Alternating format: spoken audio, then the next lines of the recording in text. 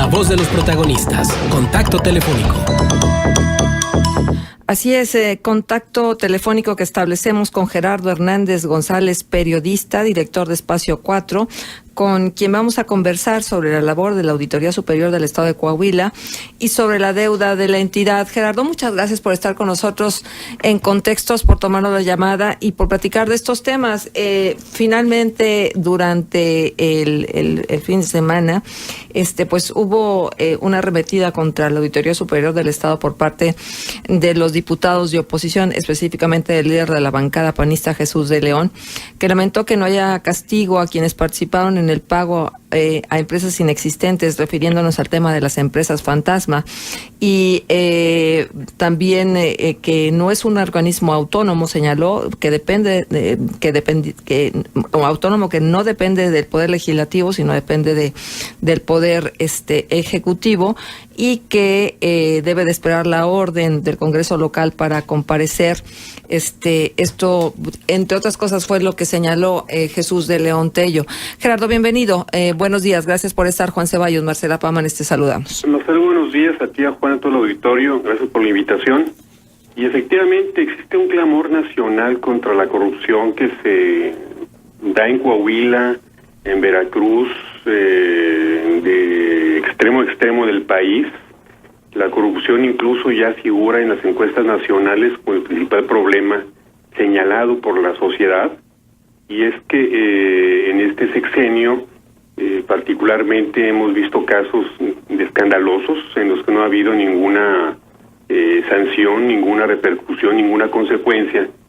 Y cuando un delito o una acción criminal no se sanciona, es el principal estímulo para que se reproduzca. Es lo que ha ocurrido en México a todos los niveles. Vemos casos grotescos, incluso como el del gobernador de Veracruz, Javier Duarte, que con la nómina de Veracruz, pues mantuvo a una amante, hay que decirlo con sus palabras, ¿verdad? Más que novia, una amante del gobernador de Veracruz. Y esto ha colmado ya la paciencia de la sociedad mexicana, y en Coahuila, por supuesto, no es la excepción, puesto que tenemos una deuda que venimos arrastrando desde el sexenio anterior por cerca de 40,000 millones de pesos, sin incluir intereses.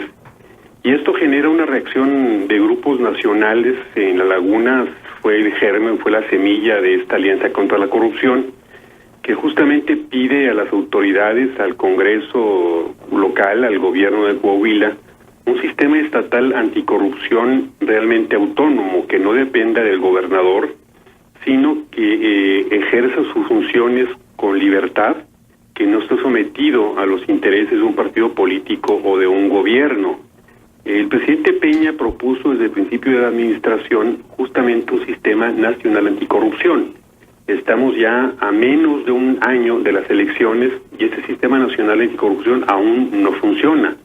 ¿Por qué? Porque es el mismo gobierno federal y los estatales quienes boicotean sistemáticamente la puesta en marcha de un organismo realmente autónomo en el que tenga mayor presencia la sociedad sin que suplante a las instituciones gubernamentales, por supuesto.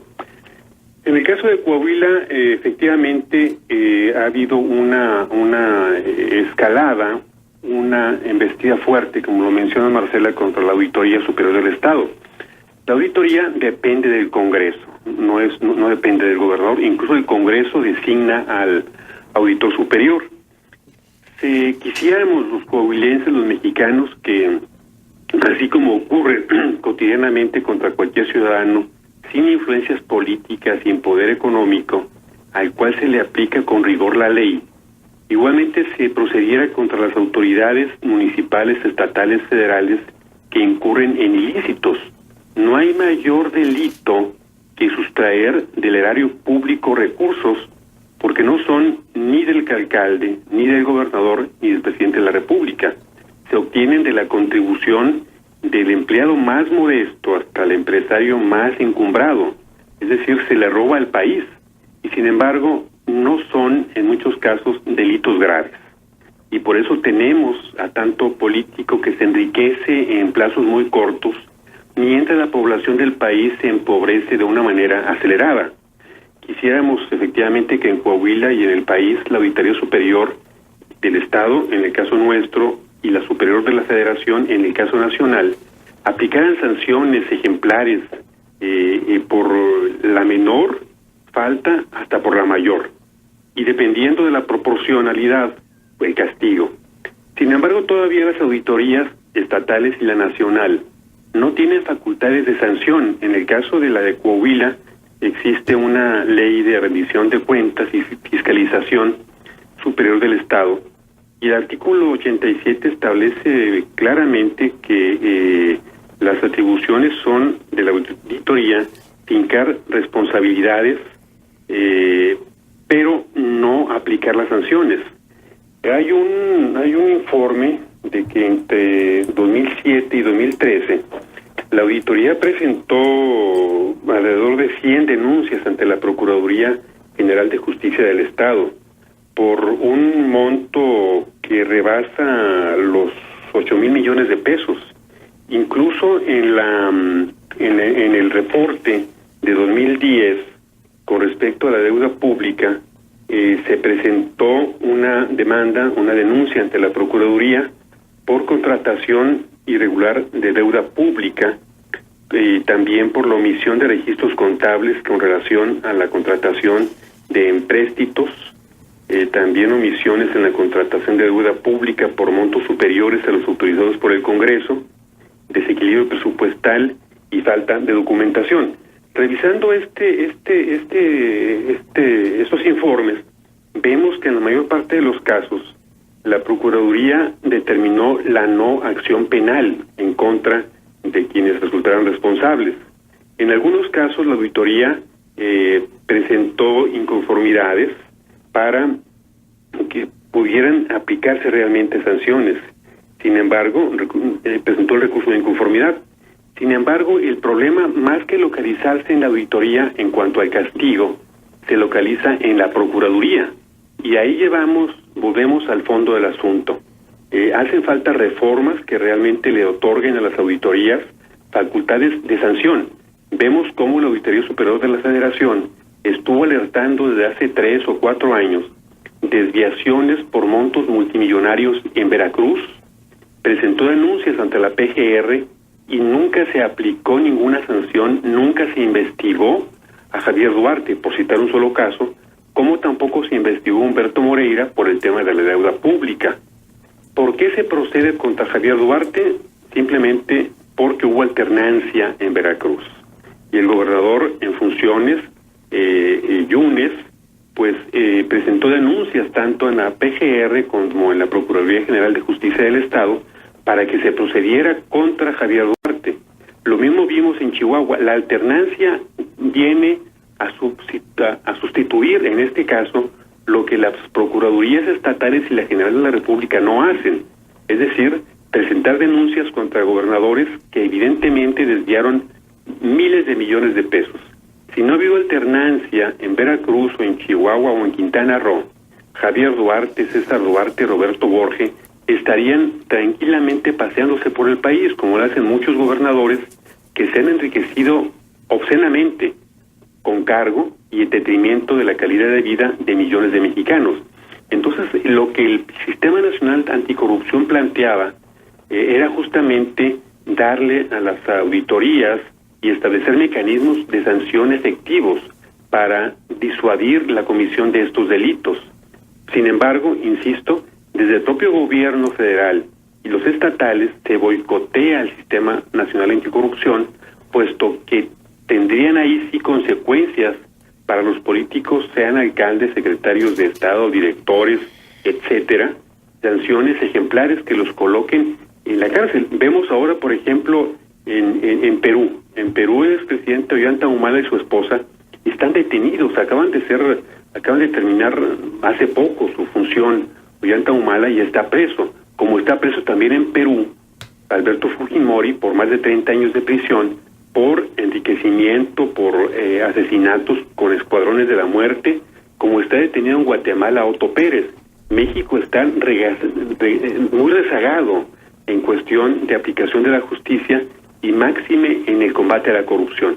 Se quiere combatir la corrupción con discursos, con poses, con salidas fáciles, pero es un problema muy profundo que, insisto, mientras no tengan las auditorías facultades sancionatorias, pues esto va a seguir lamentablemente. Pero, Gerardo, déjame decirte algo. Aquí hay una duda muy grande. Cuando surgieron las figuras de las auditorías, tanto la superior de la Federación como las de los estados, casi la gente bailaba por el optimismo que esto significaba, en función de que ahora sí vamos a poder conocer a ciencia cierta los desvíos de recursos, o las licitaciones irregulares, o el favoritismo, o cómo funciona realmente el conflicto de interés.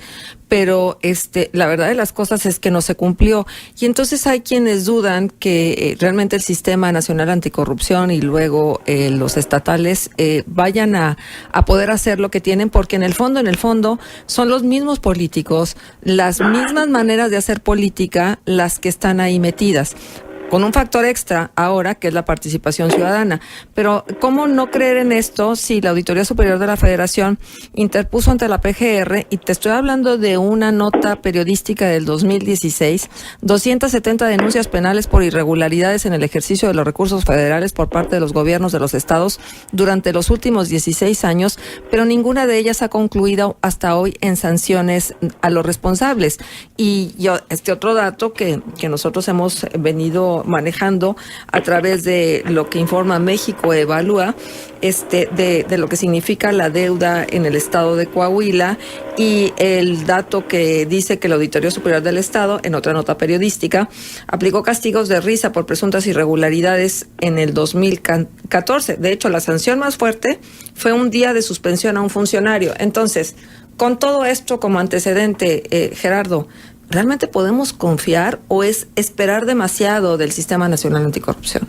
Sí, aquí lo que ocurre es que hubo un distanciamiento muy fuerte de la sociedad con respecto del poder. Entregamos el gobierno a representantes teóricamente populares, a diputados, a senadores. Se entregó el gobierno estatal a gobernadores, las alcaldías a presidentes municipales, y nos desentendimos como ciudadanos de cómo funcionaban los gobiernos. Hasta muy recientemente nos hemos dado cuenta, número uno, que la alternancia en la presidencia de la República, en las gubernaturas, en las alcaldías, no es la panacea universal.